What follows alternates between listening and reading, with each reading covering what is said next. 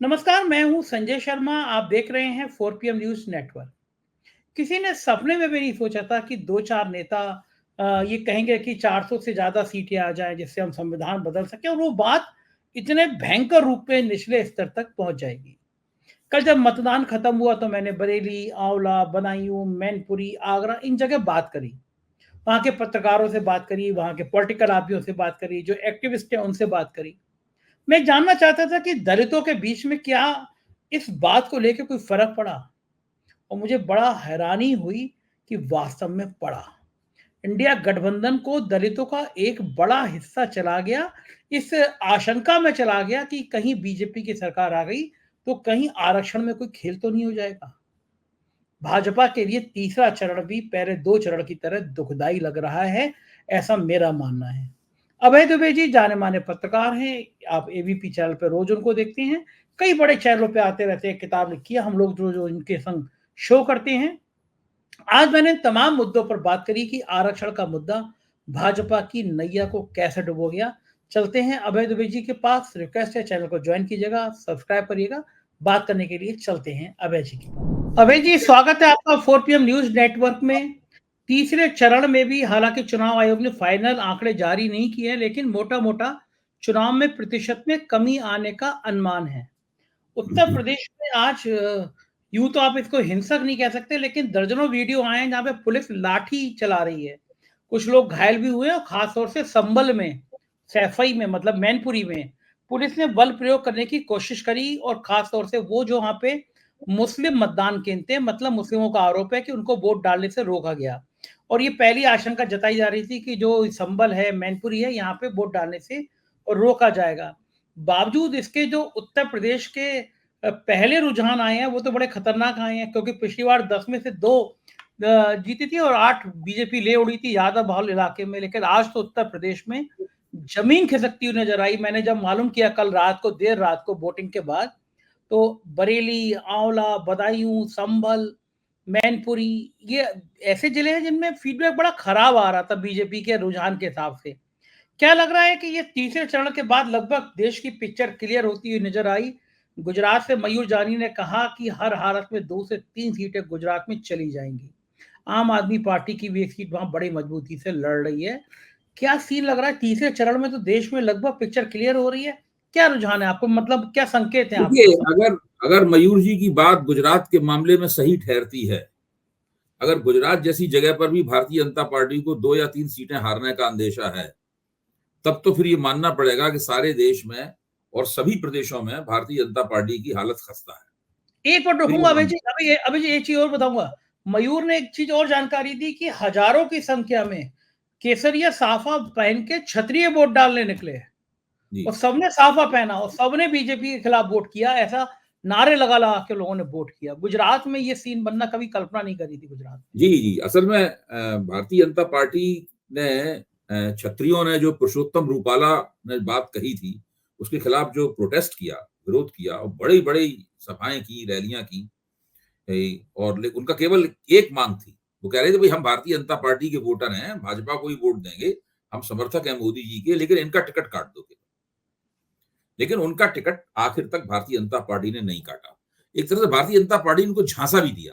झांसा ये दिया कि उन्होंने पुरुषोत्तम रूपाला का एक डमी कैंडिडेट खड़ा कर दिया भारतीय जनता पार्टी ने, और इससे क्षत्रियों को लगा कि एन मौके पर आखिर में पुरुषोत्तम रूपाला अपना नाम वापस ले लेंगे, या भारतीय जनता पार्टी उनकी बजाय इस डमी कैंडिडेट को अपना उम्मीदवार, अपना आधिकारिक उम्मीदवार घोषित कर देगी, और पुरुषोत्तम रूपाला अगर नाम वापस नहीं भी लिया तो वो निर्दलीय उम्मीदवार हो जाएंगे। लेकिन ऐसा नहीं हुआ। पुरुषोत्तम रूपाला को ही भारतीय जनता पार्टी ने अपना उम्मीदवार बनाए रखा। इसके पीछे कुछ समीक्षकों का तर्क ये था कि भाई इससे क्योंकि क्षत्रियों और पटेलों की अदावत है, राजनीतिक अदावत है गुजरात में, इसलिए क्षत्रियों की बात नहीं मानी, इससे पटेल भाजपा से खुश हो जाएंगे। तो पटेल भाजपा से नाराज कब थे? भाई नाराजगी तो क्षत्रियों में थी, पटेलों में तो नाराजगी थी नहीं। चाहे कड़वा पटेल हो, चाहे लेउआ पटेल हो, दोनों तरह के पटेलों में भारतीय जनता पार्टी का जबरदस्त समर्थन है।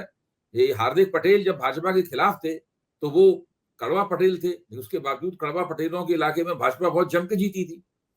तो ये जो भारतीय जनता पार्टी ने जो नीति अपनाई और क्षत्रियों को अपनी अपने अपने कहते हैं अपने ठेंगे पे रखा, उनके विरोध को अपने ठेंगे पे रखा, इससे क्षत्रियों का नाराज होना बहुत ही स्वाभाविक है। ये सही बात है कि क्षत्रिय गुजरात के निर्वाचन क्षेत्रों में निर्णायक स्थिति में नहीं है कि केवल उनके वोट से ही किसी का फैसला हो जाए। लेकिन अगर कोई उम्मीदवार अच्छे वोट लेके आ रहा है अपने और क्षत्रियों का उसे समर्थन मिलता है तो उसको क्षत्रिय टक्कर में ला देते हैं और फिर भारतीय जनता पार्टी को इसलिए कुछ जगहों पर मुंह की खानी पड़ सकती है।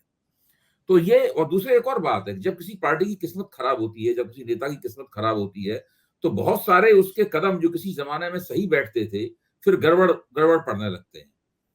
अभी हम लोग चर्चा करेंगे अन्य विषयों की, तो हमें दिखाई पड़ेगा कि किस तरीके से जो कदम नरेंद्र मोदी उठा रहे हैं या भारतीय जनता पार्टी उठा रही है, वो उनके लिए राह आसान करने की बजाय मुश्किल करते जा रहे हैं।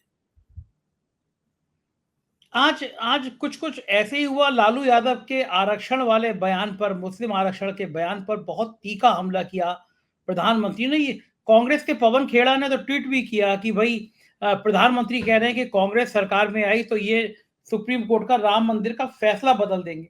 बताइए, राम मंदिर बन गया, कौन बदल सकता है? पवन खेड़ा ने कहा कि भैया चलो शुक्रिया, आपने ये तो मान लिया कि कांग्रेस सरकार में आ रही है, और हम पहले दिन से सुप्रीम कोर्ट का राम मंदिर पे फैसले का कहते आए हैं कि राम मंदिर पे जो सुप्रीम कोर्ट कहेगा वो उसका सम्मान है। लेकिन प्रधानमंत्री जी को हो किया गया है। कौन आदमी ऐसा कह सकता है कि देश में हिम्मत नहीं है कि कांग्रेस अगर आ भी जाए तो सुप्रीम कोर्ट का फैसला बदल के मंदिर हटा भाई देगी अगर वहां। प्रधानमंत्री ये कह रहे हैं तो इसका मतलब ये है कि उनको राय देने वाले हैं कल की पीठ के महामंडलेश्वर प्रमोद आचार्य किशन। प्रमोद कृष्ण, क्योंकि उन्होंने प्रेस कॉन्फ्रेंस करके ये बात कही थी कि हाँ। राजीव गांधी ने, राहुल गांधी ने कहा कि अगर हम सत्ता में आ गए तो हम एक सुपर पावर आयोग बनाएंगे जो कि इस फैसले को पलट देगा।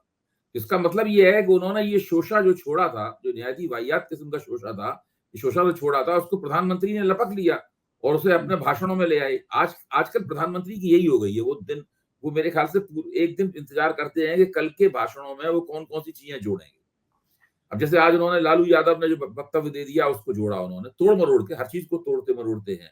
पहले कांग्रेस के घोषणा पत्र को तोड़ते मरोड़ते थे, अब विपक्ष के अन्य नेताओं के वक्तव्यों को तोड़ते मरोड़ते हैं। लालू यादव ने ये कहा ही नहीं था जो लालू यादव की आरोप लगा। लालू यादव ने कहा था कि मुसलमानों को आरक्षण मिलना चाहिए। अब इसमें क्या गलत बात है? मुसलमानों को तो पहले से ही 27% आरक्षण में मुसलमानों की बहुत सी जातियों को आरक्षण प्राप्त है। मुसलमान समाज में एक ज्यादा बड़ा हिस्सा ओबीसी है, जिसको पसमानदा कहते हैं, उनको आरक्षण प्राप्त है मुसलमानों में। मुसलमान समाज ये मानता नहीं है कि उसके यहाँ कोई शेड्यूल कास्ट है, अनुसूचित जाति है, इसलिए वहां अनुसूचित जाति का आरक्षण वहां पर लागू नहीं होता। अगर अगर मुसलमान समाज ये कहता है कि हमारे यहाँ अनुसूचित जातियां भी हैं, तो अनुसूचित जाति का आरक्षण भी उनको मिलता। तो लालू यादव ने क्या कहा था, इस पर गौर करने की जरूरत है। मैंने उनका बयान ध्यान से सुना है और उस बयान के बाद उन्होंने जो प्रधानमंत्री के बयान की काट में बयान दिया, मैंने वो भी सुना है। अब उसमें लालू यादव कहते हैं कि मुसलमानों को आरक्षण मिलना चाहिए, उनको पूरा आरक्षण मिलना चाहिए। इसका सीधा मतलब मैं ये निकालता हूं कि मुसलमानों को आरक्षण मिलना चाहिए। 27% आरक्षण जो कि संविधान सम्मत आरक्षण है, जो कि बहुत सारी मुसलमान जातियों को मिलता है, वो आरक्षण उनको मिलना चाहिए और उस आरक्षण के पूरे लाभ भी उनको मिलने चाहिए। असली स्थिति क्या है कि प्रधानमंत्री नरेंद्र मोदी ने आज तक इस बात की कोई गारंटी नहीं की कि जिन जातियों और समुदायों को आरक्षण संविधान सम्मत तरीके से मिलता है, वो ऐसी कुछ व्यवस्था करें कि सारे देश में उनको वास्तव में उनके आरक्षण के लाभ प्राप्त हों। जैसे कि ईबीसी जो अति पिछड़े हैं या महादलित हैं, जिनको अपनी ओर खींचने में उन्हें कई जगह पर उत्तर प्रदेश में खासतौर से कामयाबी मिली है भाजपा की तरफ से। उन्होंने उनको टिकट विकट देकर पटार फुसला तो लिया है, लेकिन क्या उनको शिक्षा संस्थाओं में दाखिले मिल रहे हैं? क्या उनको सरकारी नौकरियां मिल रही हैं? क्या इस बात को सुनिश्चित किया गया है? नहीं किया गया है। दरअसल उनको कहा गया भाई टिकट दे देंगे, अगर जीत जात गए तो मंत्री बना देंगे, राज्य मंत्री बना देंगे, मंत्री बना देंगे। इस प्रकार की बातें कहकर इन समुदायों को अपनी ओर खींचा गया है, लेकिन वास्तव में आरक्षण के लाभ उन तक पहुंचे इसका कोई भी ठोस बंदोबस्त नरेंद्र मोदी ने आज तक नहीं किया है। ये मैं चुनौती पूर्वक कहता हूं कि वो साबित कर दें कि भाई उनके शासनकाल में आने के बाद में, और उत्तर प्रदेश में जो डबल इंजन की सरकार चल रही है इतने वर्ष से, उत्तर प्रदेश में क्या महादलितों को, अति दलितों को और अति पिछड़ों को आरक्षण के लाभ प्राप्त हुए हैं? लफाजी कितनी भी की गई हो, इस तरह की लफाजी जरूर की जाती है। अच्छा, अब आजकल स्थिति यह है कि जो समुदाय और जातियां जो हैं, वो आरक्षण का आश्वासन और उसके बदले मिलने वाली नौकरी और दाखिलों के कारण वोट नहीं देती। वो वोट देती हैं राजनीतिक भागीदारी के आश्वासन के चलते। और बिहार में तेजस्वी यादव कर क्या रहे हैं? लालू यादव पे अटैक क्यों किया गया? मैं इसका कारण बता रहा हूं। बिहार में तेजस्वी यादव ने जो टिकट बांटे हैं उसमें उन्होंने अति पिछड़ों को टिकट दिए हैं। तेजस्वी यादव जो उनका माई बाप वाली वाली धारणा है, उस धारणा पर चलते हुए अति पिछड़ों को टिकट दिए हैं ताकि पूरी तरीके से वो मुसलमान यादव की पार्टी बन के रह जाएं, मुसलमान यादवों के वोट मिले और साथ में अति पिछड़ों के, अति दलितों के भी वोट प्राप्त हों। ये तेजस्वी यादव ने किया है। इसलिए प्रधानमंत्री को जरूरी लगा कि लालू यादव के इस बयान को तोड़ा मरोड़ा जाए। तो मुझे नहीं लगता कि आरक्षण के सवाल पर जो वो बातें कह रहे हैं, वो बातें उनकी पार्टी के ऊपर जो एक शक हो गया है कमजोर जातियों को कि ये 400 पार का नारा इसीलिए दे रहे हैं कि 400 पार सीटें मिलें तो ये संविधान बदल देंगे। क्योंकि भाजपा आरक्षण का खुलेआम कभी विरोध नहीं करती है, कभी नहीं किया आज तक, ये मैं स्पष्ट रूप से कहता हूं। लेकिन उसका आरक्षण के प्रति दृष्टिकोण और राष्ट्रीय स्वयंसेवक संघ का दृष्टिकोण दुविधाग्रस्त है। इसलिए हमेशा ही कमजोर जातियों को लगता है कि ये लोग ठीक है, अभी अभी वोट पाने के चक्कर में आरक्षण का विरोध नहीं करते हैं, लेकिन जैसे ही उन्हें मौका मिला वैसे ही आरक्षण का विरोध करेंगे। तो इस प्रकार की भावना लोगों के अंदर रहती है। इसलिए ये जो बात, और उसके बाद जैसे 400 पार का नारा दिया गया, कई लोगों ने कह दिया कि भाई संविधान बदला जाएगा। तो भारतीय जनता पार्टी ने तो उन लोगों को दंडित नहीं किया, उन लोगों की बात का इतनी जोर से खंडन नहीं किया। जब प्रचार हुआ उनके खिलाफ, जब लगा कि बाजी हाथ से खिसकती जा रही है, तब फिर अमित शाह ने और नरेंद्र मोदी ने ये बातें कहनी शुरू की। आपका साइलेंट है। ये क्या लगता है अभय जी, ये 3 चरणों के जो चुनाव हुए, इसमें क्या ये धरातल तक आपको तो एक-एक चीज़, और खास तौर से मैं उत्तर प्रदेश की राजनीति में बात करूँगा, आपको तो उत्तर प्रदेश की हर जिले की राजनीति पता है। ये जो मुद्दा उठाया विपक्ष ने कि संविधान बदल जाएगा, आरक्षण हाथ से चला जाएगा, क्या ये मुद्दा गाँव तक चला गया, पिछड़ों दलितों तक चला गया? और चला गया तो इसके क्या खतरनाक संकेत कम से कम उत्तर प्रदेश में और बाकी देश में होंगे? देखिए, सबसे पहली बात तो यह है कि इस मुद्दे की वजह से भारतीय जनता पार्टी की जो दलितों के अंदर पैठ बन रही थी, उस पैठ पर इस चुनाव में फुल स्टॉप लग गया है। अब कोई भी दलित वोटर भारतीय जनता पार्टी को वोट देने के लिए राजी नहीं। जबकि भारतीय जनता पार्टी जो हिंदू एकता का एक पूरा कार्यक्रम लेके आई है, उसमें दूरगामी दृष्टि से काम भी करती रही है उसके लिए, तो उसमें उसके उसके प्रति दलित एक सीमा तक पिछले 10-11 साल में थोड़े बहुत आकृष्ट होने शुरू हुए थे। लेकिन अब इसके बाद में दलित भारतीय जनता पार्टी को वोट देने के लिए तैयार नहीं है।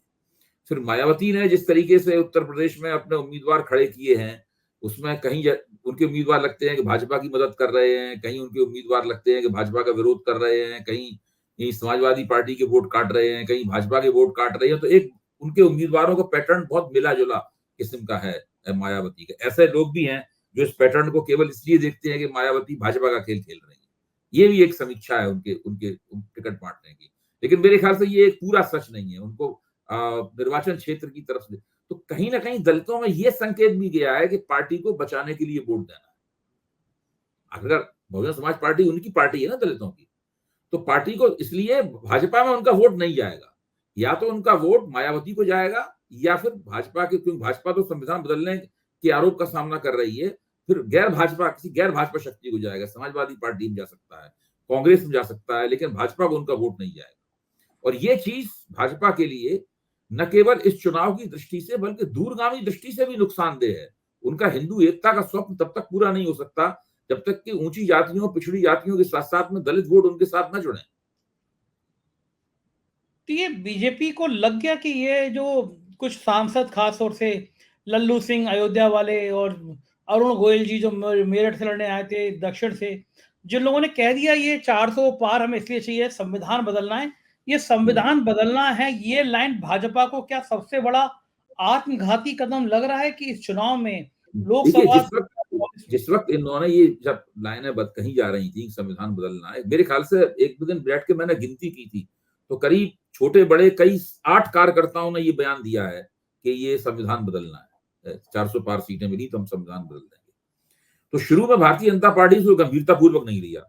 अनंत हेगड़े जो कर्नाटक में थे, जो उग्रवादी किस्म के सांसद माने जाते थे, उनका टिकट उन्होंने काट दिया। तो सोचा, और वो साध्वी प्रज्ञा का टिकट काट दिया वहां पर। तो सोचा कि इन लोगों के टिकट काट देने से लोग डर जाएंगे और फिर ये सब इस तरह की बातें नहीं कर। लेकिन लोगों ने कहना क्योंकि ये राष्ट्रीय स्वयंसेवक संघ का एक पुराना विचार है संविधान बदलने का। तो अभी भी संघ और भाजपा की कतारों में इस तरह के लोग हैं जो अभी इस पर टिके हुए हैं। तो वो बात, इस तरह की बात आशुराम गॉडसे का समर्थन करते रहते हैं, इस प्रकार के ड्रामे होते रहते हैं कि गांधी जी की मूर्ति बनाई जाती है, उनके सीने में, मूर्ति के सीने में गोलियां दागी जाती हैं, खून निकाला जाता है, ये पूरे नाटक वहां चलते रहते हैं, इस तरह के हैं। इसी तरह संविधान बदलने की जो एक छिपी हुई इच्छा है, ये इच्छा भी किसी न किसी व्यक्ति के मुंह से एक विचारधारात्मक दावे के रूप में फूट पड़ती है। अच्छा, भारतीय जनता पार्टी सोचती है कि इसका असर नहीं पड़ेगा, लोग तो मोदी जी की बात सुनेंगे, इस प्रकार का मुगालता भी तो है। अब इस चुनाव में हो ही रहा है कि मोदी जी की बात सुनने अब तो मोदी जी को भी यकीन हो गया है और भाजपा के सब कार्यकर्ताओं को, नेताओं को यकीन हो गया कि मोदी जी की बात इस चुनाव में नहीं सुनी जा रही। इस चक्कर में क्या है कि मोदी जी बहुत सी बातें अपने भाषणों में जोड़ने लगे हैं। इस चक्कर में उसका पूरा जो फोकस होता है लेक्चर का, उनके बिगड़ जाता है और लोगों को बात पूरी तरीके से तुरंत समझ में नहीं आती। जो मोदी जी का कनेक्ट था अपने श्रोता के साथ में और भाजपा के जनाधार के साथ में, मोदी जी का जो कनेक्ट था, वो कनेक्ट इस चुनाव में दिखाई नहीं पड़ रहा है। ये चीज जो है वो भाजपा के समर्थकों को काफी डरा रही है। क्या लगता है आपको कि वाकई में संघ जो है वो आरक्षण खत्म करना चाहता है? संघ की लाइन है आरक्षण खत्म करने की? संघ की लाइन आरक्षण की समीक्षा करके उसकी नीति को बदलने की लाइन तो है। ये वो किस आधार पे वो आरक्षण की नीति आप किस आधार पे कह सकते हैं ये बात? भाई देखिए, पहली बात तो ये है कि सबसे पहले भारतीय जनता पार्टी ने आर्थिक आधार पर आरक्षण दिया। आर्थिक आधार पर आरक्षण तो संविधान में नहीं लिखा है। इसके लिए उन्होंने संविधान संशोधन किया कि नहीं किया? आर्थिक आधार पर आरक्षण मिलते ही जो ऊंची जातियां हैं, ब्राह्मण, ठाकुर, बनिया और ऊंची जातियों के मुसलमान, उनको भी आर्थिक आधार पर आरक्षण मिलने लगा। ईडब्ल्यूएस कोटा क्या है? मैं तो जानता हूं, दिल्ली में खुद अपनी आंखों से देखा है। ईडब्ल्यूएस कोटे के आधार पर किस तरह सर्टिफिकेट बनते हैं और किस तरह नौकरियां मिलती हैं, बड़ी बड़ी नौकरियां भी मिलती हैं उसके आधार पर। दिल्ली विश्वविद्यालय में तमाम जो असिस्टेंट प्रोफेसर की नियुक्तियां हुई हैं पिछले 2 साल के अंदर, उसमें न जाने कितने ईडब्ल्यूएस कोटे के लोगों को मिला है। उनको देख के तो लगता नहीं कि वो गरीब है, लेकिन वो आते हैं टाई वाई लगा के, इंटरव्यू देते हैं और ईडब्ल्यूएस कोटे में अपनी दावेदारी पेश करते हैं।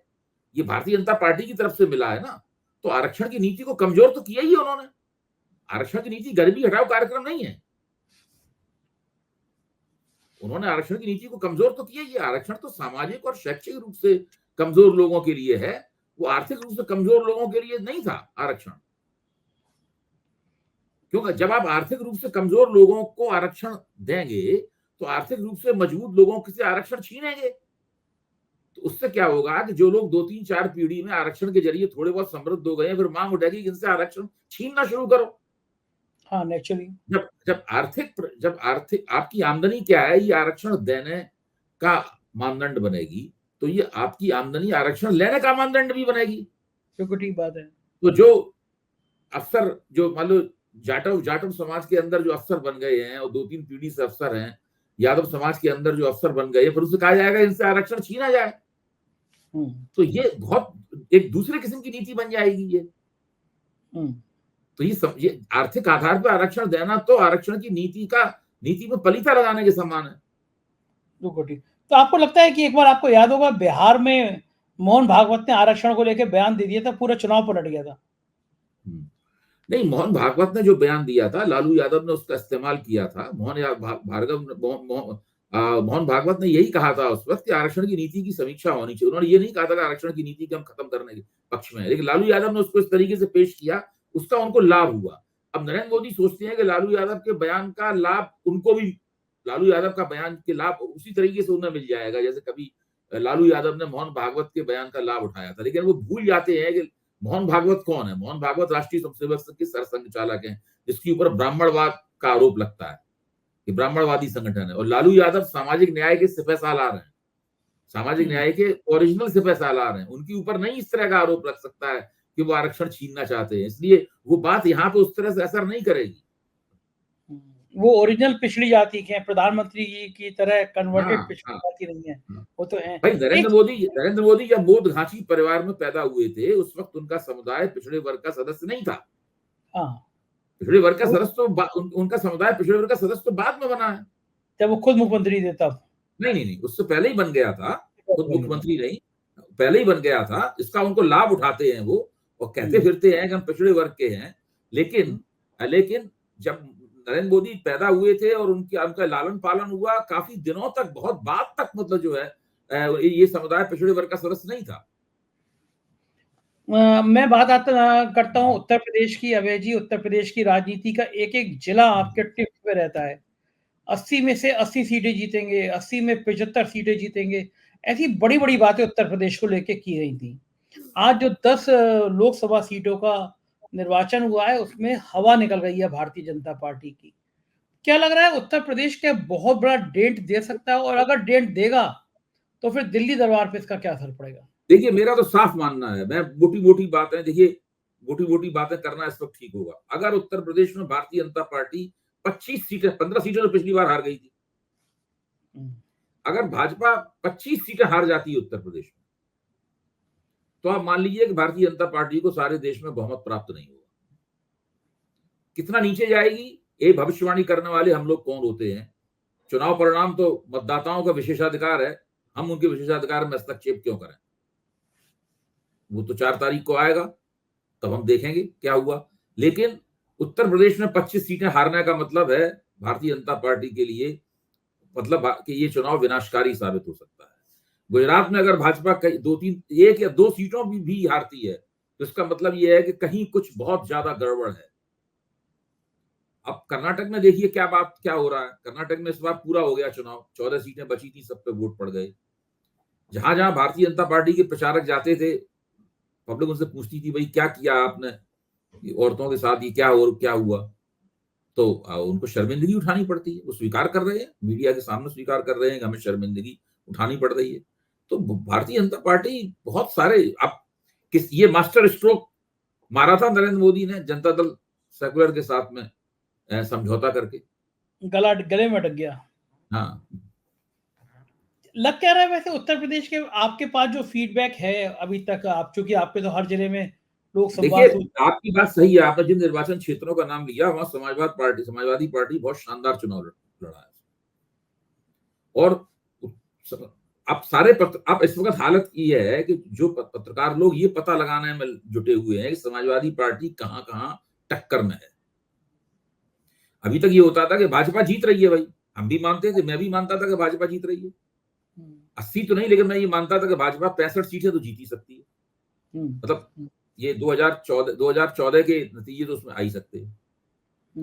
लेकिन अब स्थिति यह है कि उत्तर प्रदेश की राजनीति पर निगाह रखने वाले लोग उन सीटों की सूची बना रहे हैं जहां समाजवादी पार्टी भारतीय जनता पार्टी को हरा सकती है, और धीरे धीरे करके उस सीटों की सूची लंबी होती जा रही है।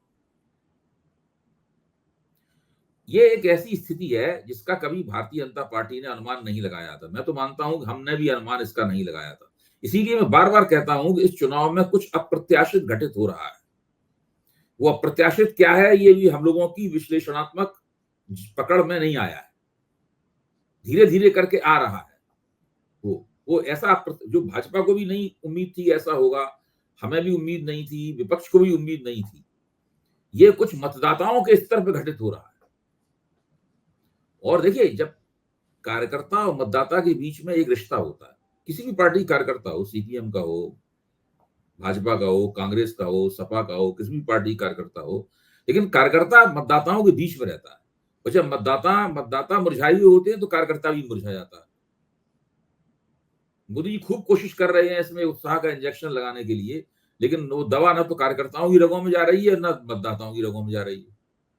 बिल्कुल ठीक बात कह रहे हैं। इस बीच में एक बड़ी चर्चा ये इस बात की हो रही है कि प्रियंका गांधी बनारस से मोदी के खिलाफ चुनाव लड़ सकती हैं। हालांकि बात केजरीवाल की भी हुई। मैंने संजय सिंह का इंटरव्यू किया, मैंने पूछा अगर केजरीवाल को जमानत मिल जाती है तो क्या वो बनारस आके चुनाव लड़ेंगे, तो संजय सिंह जी गोलमोल कर दिया, जवाब नहीं दिया। लेकिन खूब सत्यता हो ना हो, लेकिन पॉलिटिकल गलियारे में चर्चा बहुत हो रही है कि प्रियंका गांधी बनारस से मोदी के खिलाफ चुनाव लड़ सकती हैं। देखिए, अगर अगर अरविंद केजरीवाल को सुप्रीम कोर्ट जमानत दे देता है तो उनकी बड़ी जबरदस्त मांग आम आदमी पार्टी के उम्मीदवारों की तरफ से होगी कि वो सब जगह जहां कम से कम हर निर्वाचन क्षेत्र में एक एक रैली तो करें ही करें। उनके पास होगा समय बहुत कम। दिल्ली में उन्हें एक निर्वाचन क्षेत्र में एक नहीं, कई कई रैलियां करनी पड़ेंगी। कांग्रेस के उम्मीदवारों के लिए भी प्रचार करना पड़ेगा अरविंद केजरीवाल को। तो फिर पंजाब जाके उन्हें सब जगह प्रचार करना पड़ेगा, वहां सब सीटों पर आम आदमी पार्टी लड़ रही है। फिर जहां-जहां आम आदमी पार्टी के उम्मीदवार खड़े हुए हैं समझौते के तहत, वहां जाकर उन्हें प्रचार करना पड़ेगा। तो अरविंद केजरीवाल की मांग बहुत होगी, उनको बहुत जगह जाना पड़ेगा, प्रचार करना पड़ेगा। मुझे नहीं लगता कि वो अपने आप को बनारस की लड़ाई में फंसाएंगे इस वक्त। इस वक्त उन्हें जो सुप्रीम कोर्ट की वजह से मौका मिलेगा, उस मौके का सदुपयोग वो अपनी पार्टी के उम्मीदवारों के प्रचार के लिए करेंगे, क्योंकि उनसे बड़ा कोई नेता है नहीं उन लोगों के लिए, उनसे बड़ा पब्लिक से जो कनेक्ट है वो उन्हीं के पास है। जहां तक प्रियंका गांधी के मोदी के खिलाफ लड़ने का सवाल है, मैं तो चाहता हूं कि लड़ें। मैं चाहता हूं कि वो लड़ें और मोदी को चुनौती दें। देखिए, फिर वो मोदी जी की जैसी की आदत है कि फिर वो चिढ़ के उल्टी सीधी बातें बोलते हैं, और वो जब एक महिला नेत्री उनके खिलाफ लड़ेगी इतनी बड़ी, तो फिर वो उल्टी सीधी बातें बोलेंगे, तो उसकी भी प्रतिक्रिया होगी। आजकल मोदी जी से गलतियां काफी हो रही हैं। उन्होंने शरद पवार को भटकती हुई आत्मा जो कहा, हाँ, तो उससे शरद पवार को सिंपैथी मिली है। प्रियंका गांधी अगर लड़ती है बनारस से, तो क्या मुकाबला हो पाएगा, चुनौती हो पाएगी? मुकाबला बिल्कुल होगा, मुकाबला बिल्कुल होगा। बहुत जबरदस्त मीडिया का वहां फोकस होगा, हर पल पल वहां पे नई खबर बनेगी और एक देखने लायक सीन होगा। कुछ मोदी जी को भी ज्यादा मेहनत करनी पड़ेगी फिर बनारस जाके, ऐसी थोड़ा होगा। तो दो तरफा होता है हर चीज का। बिल्कुल ठीक बात है, और बहुत मजेदार अगर होगा कि प्रियंका गांधी लड़े वहां पे, तो इंतजार रहेगा इन सब बातों का। फिलहाल बहुत बहुत शुक्रिया अभय जी, आपने अपना कीमती समय दिया, आभार। तो ये थे अभय दुबे जी, और आपने देखा कि किस तरह वो विस्तार के साथ समझा रहे थे कि तीसरे चरण का चुनाव भाजपा के लिए कैसा दुखदाई हो रहा है। मुझको यकीन है ये बातचीत आपको पसंद आई होगी। चैनल को सब्सक्राइब करिएगा, ज्वाइन करिएगा। शुक्रिया, थैंक यू।